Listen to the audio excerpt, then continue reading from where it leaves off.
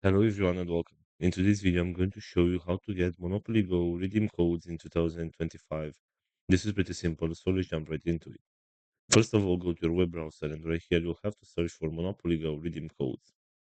Right here, go to this very first website, which is called PCGamesN.com.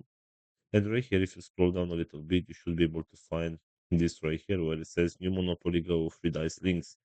So right here, as you can see, these links are updated daily. So in order to redeem these free dice rolls, all you need to do is just click the links and you'll be redirected to your Monopoly Go app in order to receive these free rolls right here.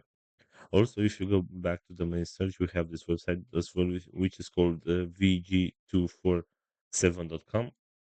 And right here, if you scroll down a little bit, as you can see, we also have some updated links in order to receive some free dice.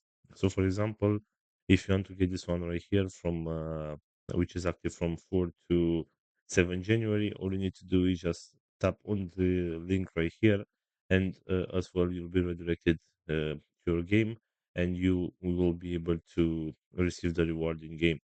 So this is pretty much it for today. I hope you enjoyed this video, and if you did, don't forget to like and subscribe. Bye bye.